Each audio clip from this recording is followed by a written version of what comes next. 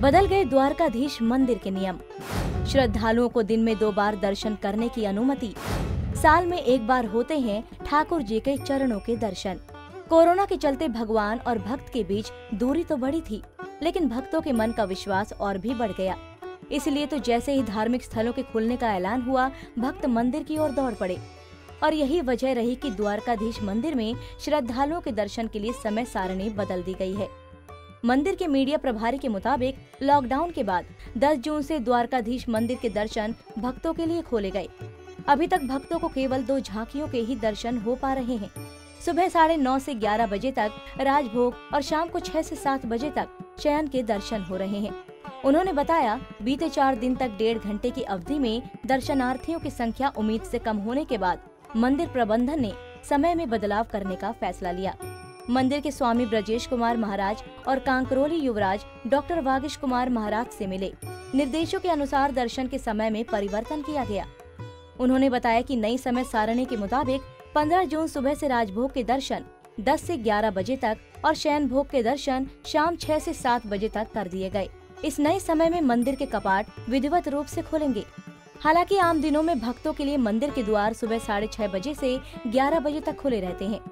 उसके बाद दोपहर के 3:30 बजे से शाम 7 बजे तक खुलते हैं। चलिए अब आपको द्वारकाधीश मंदिर के बारे में कुछ विशेष जानकारी देते हैं। मथुरा का द्वारकाधीश मंदिर 1814 में सेठ गोकुल दास पारिख ने बनवाया था, जो ग्वालियर रियासत का खजांची था।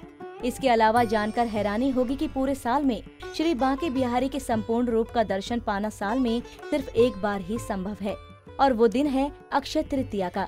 आपको बता दें कि अपनी भव्यता और चमत्कारिक गुणों के कारण ये मंदिर काफी प्रसिद्ध भी है।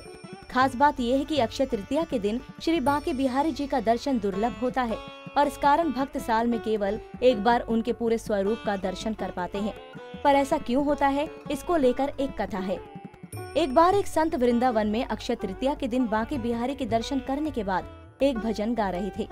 उस भजन के बोल कुछ ऐसे थे, श्री बांके बिहारी जी के चरण कमल में नयन हमारे अटके।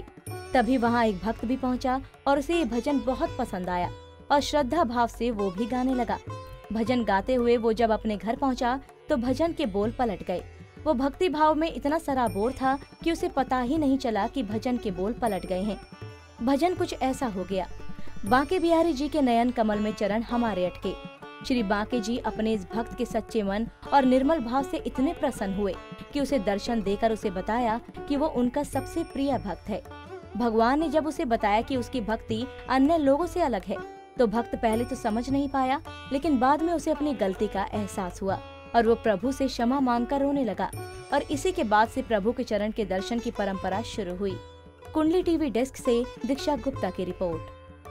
की और भी जानकारी लेने के लिए हमारे चैनल को सब्सक्राइब करें और नई वीडियो की नोटिफिकेशन के लिए बेल आइकॉन दबाएं। अगर आप ये वीडियो फेसबुक पर देख रहे हैं तो वीडियो को लाइक और शेयर करें।